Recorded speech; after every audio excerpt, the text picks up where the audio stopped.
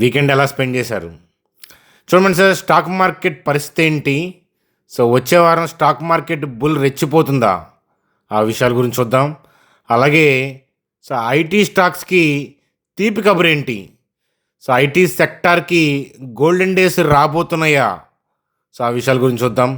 So KPIT technologies ఈ particular stock యొక్క business update, దాన్ని హిస్టారికల్ డేటా గురించి కూడా మనం ఒకసారి అబ్జర్వ్ చేద్దాం.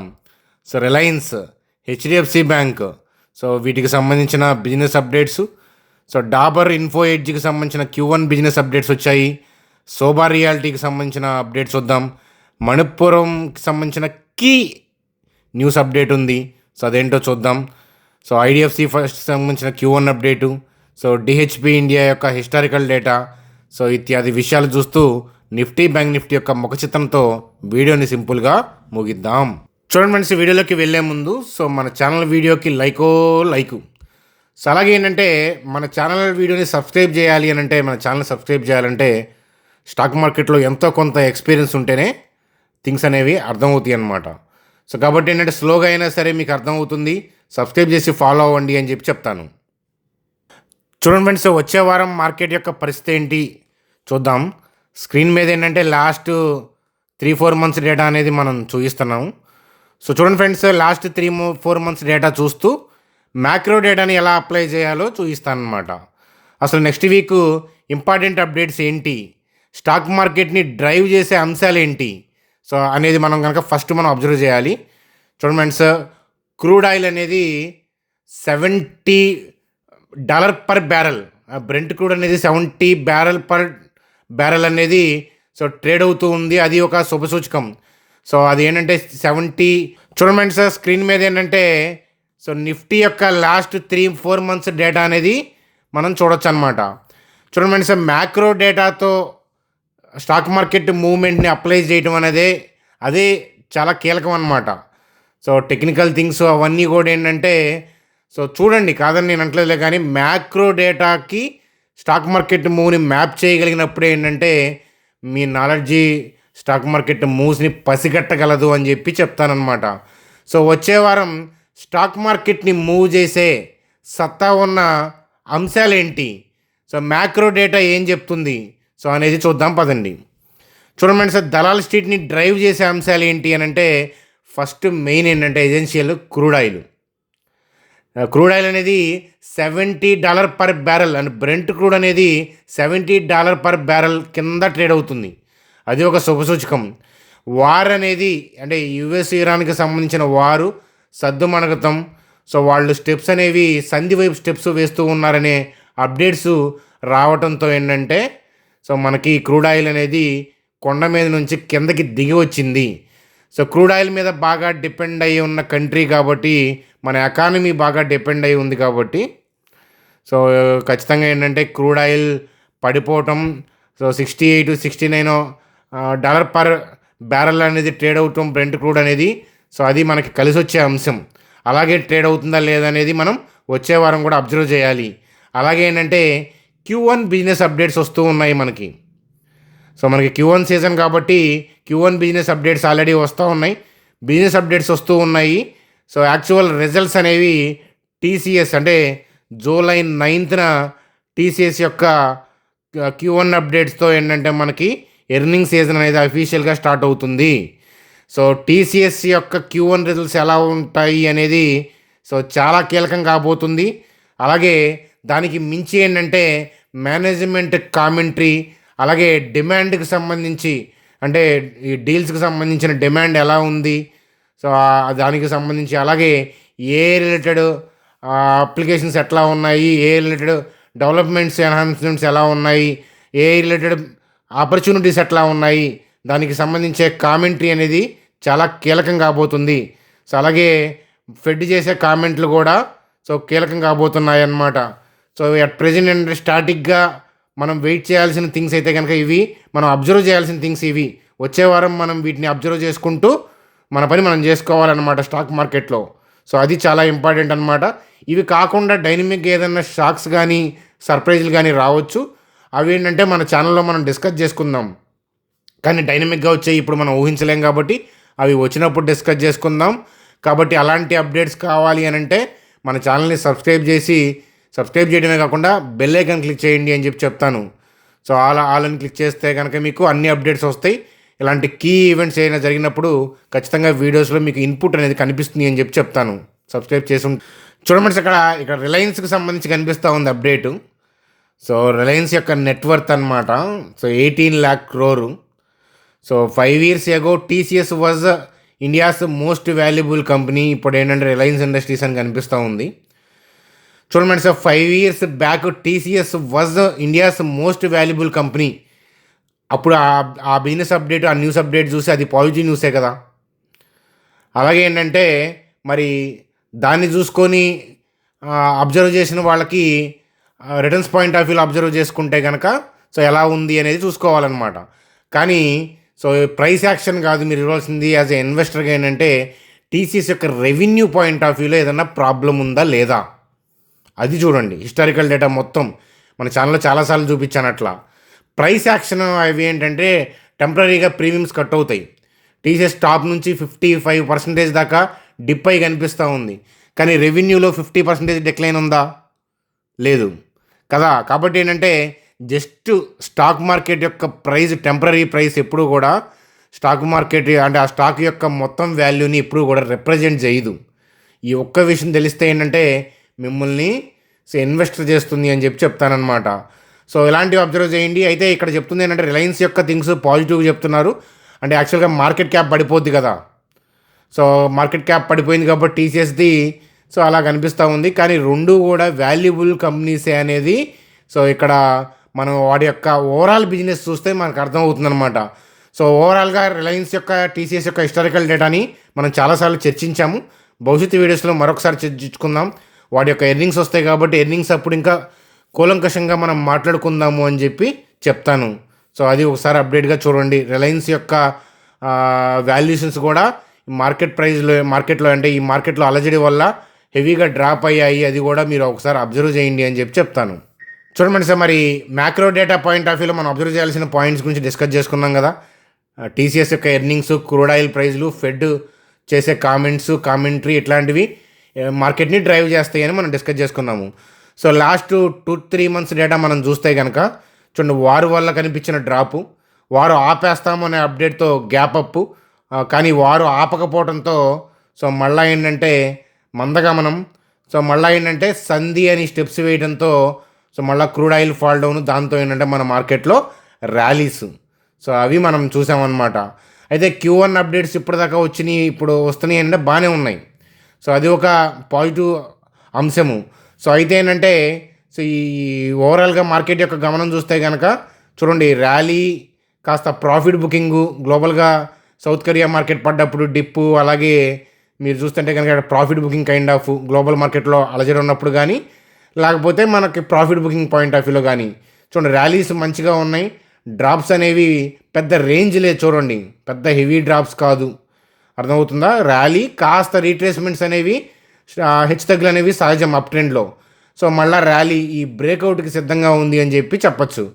సో మళ్ళీ ఏదైనా టెంపరీ బ్యాడ్ న్యూస్లు వస్తే లోకల్గా కానీ గ్లోబల్గా కానీ టెంపరీ బ్యాడ్ న్యూస్లు వస్తే ట్రెండ్ని చేంజ్ చేసేదా చేయందా అది చూడాలన్నమాట. ట్రెండ్ని చేంజ్ చేసేది వస్తే కనుక నేను వీడియోలో అప్డేట్ చేస్తాను.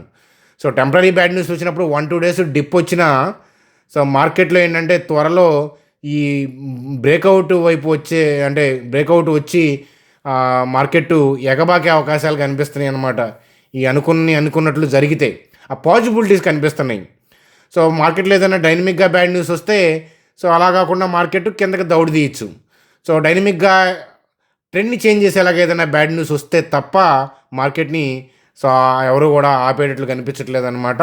అది ట్రెండ్ని చేంజ్ అయ్యేలాగా ఏదైనా అప్డేట్ వస్తే మనం వీడియోస్ ద్వారా మనం డిస్కస్ చేసుకుందాము. సో కాబట్టి వారు సమాప్తము అనే అప్డేట్తో, సంధి వైపు స్టెప్స్ అప్డేట్తో ఏంటంటే పాజిటివ్ ర్యాలీస్, గ్లోబల్ మార్కెట్స్లో అలజడి ఉన్నప్పుడు టెంపరీ డిప్స్ వచ్చినా మళ్ళీ రికవరీ అనేది మన మార్కెట్ యొక్క స్ట్రెంత్ని సూచిస్తుంది అని చెప్పచ్చు అనమాట. సో త్వరలో బ్రేక్అవుట్ వస్తుంది అనేది సో అక్కడ వేస్తున్న అడుగులను బట్టి అర్థమవుతూ ఉంది. సో వస్తుంది అనుకుంటున్నారా, రాదనుకుంటున్నారా, మీరేమనుకుంటున్నారో జస్ట్ నేను నా పాజిబిలిటీయే చెప్తున్నాను. కాబట్టి మీరేమనుకున్నారో కామెంట్ సెక్షన్లో కామెంట్ చేయండి అని చెప్పండి. సార్ వీడియో ఫర్దర్గా కంటిన్యూ చేసే ముందు ఇప్పటిదాకా మీకు చూసింది ఎక్స్ప్లెనేషన్ నచ్చితే కనుక వీడియోని లైక్ చేయడం మర్చిపోవద్దు. అలాగే మీలో ఎవరికైనా ట్రేడింగ్ డీమ్యాట్ అకౌంట్ లేకపోతే ఇక్కడ నేను లింక్స్ ఇచ్చాను చూడండి. సో ఈ లింక్స్ ద్వారా జస్ట్ మీరు మొబైల్ నెంబర్ ఎంటర్ చేసి ఓటీపీ ఎంటర్ చేస్తే ఏంటంటే డీటెయిల్స్ ఇచ్చేసారనుకోండి, మీరు 10 minutes అకౌంట్ ప్రాసెస్ అనమాట. కాబట్టి ఈ అకౌంట్ ఓపెన్ చేసుకుంటే కనుక మీరు హాయిగా ట్రేడింగ్ అకౌంట్ డీమ్యాట్ అకౌంట్ రెండు ఉంటాయి, మీరు హాయిగా ట్రేడింగ్ చేసుకోవచ్చు. సో మన లింక్స్ ద్వారా అకౌంట్ ఓపెన్ చేస్తే మీరు క్రియేట్ చేసిన ఐడిని ఏంటంటే మా టీం నెంబర్కి వాట్సాప్ చేస్తే మీకు ఏదన్నా బ్రోకింగ్ కంపెనీస్ నుంచి ఏదైనా అప్డేట్స్ ఉంటే కనుక మీకు ఇన్ఫార్మ్ చేస్తానని చెప్తాను. చూడండి, మన స్క్రీన్ మీద హెచ్సిఎల్ టెక్నాలజీస్ యొక్క లాస్ట్ 2-3 months డేటా మనం చూస్తున్నాము. సో ఈ వారు వల్ల బాగా ఇంపాక్ట్ అయిన సెక్టార్ అంటే ఐటీ అని చెప్పచ్చు. అలాగే ఏఐ ఫీర్ వల్ల కూడా బాగా డ్రాప్ అయింది. ఏ ఇంపాక్ట్ వల్ల డ్రాప్ అయితే అది వేరే బిజినెస్, కానీ ఏఐ ఫీర్ వల్ల బాగా ఐటీ సెక్టర్ బాగా డ్రాప్ అయిందనమాట. కానీ టీసీఎస్, హెచ్సిఎల్ ఇట్లాంటి దిగ్గజ కంపెనీలు ఏంటంటే ఇప్పటికే మనకి అప్డేట్స్ ఇచ్చాయన్నమాట. ఏ డేటా సెంటర్స్ వైపు స్టెప్స్ వేయటం, అలాగే ఏ రిలేటెడ్ కంపెనీస్తో టైఅప్స్ పెట్టుకోవటం గ్లోబల్గా. సో కాబట్టి ఏ రిలేటెడ్ ప్రాజెక్ట్స్ని కూడా టేకప్ చేయటం, ఇట్లాంటి అప్డేట్స్ మనం చూసామన్నమాట. సో ఇలాంటి అప్డేట్స్ రావడంతో ఏంటంటే సో బాగా హెవీగా ఫాల్ డౌన్ అయిన స్టాక్స్లో సో రీసెంట్గా ఏంటంటే మనం రీసెంట్గా బాగా డ్రాప్ అయ్యాయి. కానీ ఏ రిలేటెడ్ బిజినెస్ అప్డేట్స్ ఇవ్వడంతో హెచ్సిఎల్ టెక్నాలజీస్లో కూడా మనం ర్యాలీ చూసామన్నమాట. సో రీసెంట్ వీడియోస్లో మనం హెచ్సిఎల్ టెక్నాలజీకి సంబంధించిన ఏ రిలేటెడ్ అప్డేట్స్ మనం డిస్కస్ చేసుకున్నాము. సో ఆల్రెడీ ఏంటంటే ఈ గ్రీన్ క్యాండిల్ పడుతున్నప్పుడు సో ఏ రిలేటెడ్ అప్డేట్స్ వస్తున్నాయి కాబట్టి సో మళ్ళీ ఏంటంటే చాలా రోజుల తర్వాత ఆ హిట్టింగ్, సో ఆ మూమెంట్, సో ఇనిషియేషన్స్ స్టెప్స్ వేస్తున్నారు అనే కదలికలు అనేది అబ్జర్వ్ చేయడం అనేది గమనించి మనం ఏంటంటే ఆ అప్డేట్ అనేది మనం చూడండి 2 July అంటే థర్స్డే అనుకుంటా కదా. సో ఆ వీడియో ద్వారా ఏంటంటే మీకు అప్డేట్ అనేది మనం డిస్కషన్స్ అనేవి మనం చేసుకున్నాం అనమాట. అది ఇలా టీసీఎస్, హెచ్సిఎల్ అలాగే మంచి దిగ్గజ కంపెనీలు కూడా ఇతరత్ర కంపెనీలు కూడా ఏ వైపు స్టెప్స్ వేస్తాయి, ఆ అప్డేట్స్ వచ్చినప్పుడు వాటిలో కూడా మీకు మంచి జోష్ అనేది కనపడే అవకాశాలు ఉంటాయి అని చెప్పి మనం చెప్తానమాట. అది సో చాలా డిస్కౌంట్ అయినాయి. అలాగే ఏంటంటే చాలా నెగిటివ్గా ఏంటంటే హైప్ అవుతూ ఉన్నాయి సోషల్ మీడియాలో ఐటీ కంపెనీలు. కానీ వాటి పడాల్సిన దానికన్నా కూడా బాగా డీపర్గా ఏంటంటే పడ్డాయి. ఎందుకంటే సోషల్ మీడియా ప్రభావం కావచ్చు, గ్లోబల్గా ఉన్న ఫీర్ కావచ్చు. కాబట్టి ఇంకా ఏడకేడకో పడిపోతే అనే భయం కాకుండా సో ఒకసారి మీ ఫైనాన్షియల్ అడ్వైజర్ని కలిసి ప్రోస్ కాన్స్ ఒకసారి డిస్కస్ చేయండి అని చెప్తాను. చూడమని వీడియోలో చెప్పేయని కూడా వ్యక్తిగతమైన అభిప్రాయాలు, అందువల్ల మీ ఫైనాన్షియల్ అడ్వైజర్ని కలిసి మాత్రమే ఏదైనా ఇంపార్టెంట్ డెసిషన్స్ తీసుకోవాలి మీరు. చూడమని అలాగే హెచ్డిఎఫ్సి బ్యాంక్ యొక్క Q1 business update, deposits 14.7% year point of view పెరిగాయంట. సో చూడండి, గ్రాస్ అడ్వాన్సెస్ పెరిగాయి ఇయర్ పాయింట్ ఆఫ్ వ్యూలో. సో asset under management year point of వ్యూలో 12.4% పెరిగింది. కాసా అంటే ఏంటంటే కాసా డిపాజిట్స్ అంటే కరెంట్ అకౌంట్, సేవింగ్ అకౌంట్స్, అవి కూడా ఇయర్ పాయింట్ ఆఫ్ వ్యూలో పెరిగాయి అన్నమాట. బిజినెస్ అప్డేట్స్ మంచిగా వస్తున్నాయి కాబట్టి ఎర్నింగ్స్ కూడా మంచిగా వచ్చే అవకాశాలు ఉంటాయి, ఎర్నింగ్ అప్డేట్స్. కాబట్టి సో రానున్నాయి మంచి రోజులు అని అనిపిస్తూ ఉంది. ఇక్కడ ఉన్న థింగ్స్, న్యూస్ అప్డేట్స్ ఫేవర్గా ఉన్నాయి కాబట్టి దానికి తగ్గట్టుగానే స్టాక్ మార్కెట్ మూవ్మెంట్ అవుతూ ఉంది. సో అంతేగాని మీరేదో ఇప్పుడు దాకా పడిపోయింది కదా అని చెప్పి టూ మచ్గా నెగిటివ్గా చూడాల్సిన అవసరం లేదు. ఎందుకంటే మీరు ఒక 5-6 years స్టాక్ మార్కెట్లో ఉంటే స్టాక్ మార్కెట్లో హెచ్చు తగ్గులు అనేది సహజం అని చెప్పి, అలాగే బాగా డ్రాప్ అయిన ఇయర్స్, డ్రాప్ అయిన బాగా మంత్స్, అలాంటప్పుడే దిక్సూచి ఇలాగా అంటే అలాంటప్పుడే టార్చ్ రేట్స్ వెతకాల్సిన సమయం అనేది విషయం కూడా మీకు అర్థమయ్యే ఉంటుంది అని చెప్తాను. అలాగే శోభా రియాలిటీ వాళ్ళు కూడా ఏంటంటే Q1కి సంబంధించి ఏంటంటే sales booking so year point of వ్యూలో 76% అప్ అంట. Bookings of 3,656 crores up. Super. Sales area కూడా 62% ఇయర్ పాయింట్ ఆఫ్ వ్యూలో పెరిగింది. సో మంచి బిజినెస్ అప్డేట్స్ వస్తున్నాయి అని చెప్పి మనకు అర్థమవుతుంది. రియాలిటీకి సంబంధించిన స్టాక్ కూడా మంచి అప్డేట్ ఇచ్చింది, ఇది ఒక శుభసూచకం. చూడండి, అలాగే ఐడిఎఫ్సి ఫస్ట్ బ్యాంక్కి సంబంధించిన update, total deposits year point of వ్యూలో 17% అప్ అయింది. CASA current account, saving account ratio కూడా ఇయర్ పాయింట్ ఆఫ్ వ్యూలో చూడండి 50.8%గా అంటే మంచిగా గ్రో అయింది. అలాగే లోను అడ్వాన్సెస్ ఇవి కూడా ఇయర్ పాయింట్ ఆఫ్ వ్యూలో లోన్స్ అండ్ అడ్వాన్సెస్ ఇవి కూడా 20.6% పెరిగాయి. సో మంచి బిజినెస్ అప్డేట్ అని చెప్పొచ్చు అనమాట. చూడండి, అలాగే డాబర్కి సంబంధించి Q1 రెవెన్యూ గ్రోత్ అనేది డబుల్ డిజిట్ అని చెప్తున్నారు. సూపర్. అలాగే health care business show sequential improvement అని చెప్తున్నారు. ఫుడ్ బిజినెస్ మంచి గ్రోత్, డబుల్ డిజిట్ గ్రోత్ అని. So FMCG business post near double digit growth. So super అనమాట. డాబర్ లాంటి ఎఫ్ఎంసీజీలో దమ్మున కంపెనీ, అలాంటి కంపెనీ మంచి బిజినెస్ అప్డేట్స్ పోస్ట్ చేయడం అనేది ఒక శుభసూచకం. చూడండి. అలాగే ఇన్ఫో ఎడ్జ్కి సంబంధించి బిజినెస్ అప్డేట్ చూడండి. వైట్ కాలర్ హైరింగ్ 6% పెరిగింది. AI, machine learning, freshers hiring అనేది లీడ్స్ ద గ్రోత్ అని. ఇన్సూరెన్స్ 16% ఇరానీ పాయింట్ ఆఫ్ వ్యూలో గ్రోత్ ఇన్సూరెన్స్ హైరింగ్ అనేది. ఎఫ్ఎంసీజీ హైరింగ్ అనేది 7%. టెలికామ్ హైరింగ్ అనేది 6% పెరిగింది. సో ఐటీ హైరింగ్ మాత్రం ఇరానీ పాయింట్ ఆఫ్ వ్యూలో 3% డౌన్ అయింది డిస్పైట్ స్ట్రాంగ్ ఏఐ డిమాండ్ వల్ల. సో అది కనిపిస్తూ ఉంది. ఎంప్లాయీలకి బ్యాడ్ అని కనిపిస్తూ ఉంది కానీ కంపెనీలకి బ్యాడ్ అవ్వదు. అదే నేను ప్రస్తుతం చెప్పేది. మనలాంటి ఉద్యోగస్తులకి ఇబ్బందే, జాబులు పోతాయి కాబట్టి. కానీ స్టాక్ మార్కెట్ పాయింట్ ఆఫ్ వ్యూలో స్టాక్స్కి ఇబ్బంది ఉండదు. బిజినెస్ ఎవరు చూడండి, ఎంప్లాయీస్ని తీసేసుకొని వాళ్ళే మార్జిన్ పెంచుకుంటారు తప్ప ఏ కంపెనీ కూడా ఎంప్లాయీస్ని తెగ పెంచి పోషించదు కదా.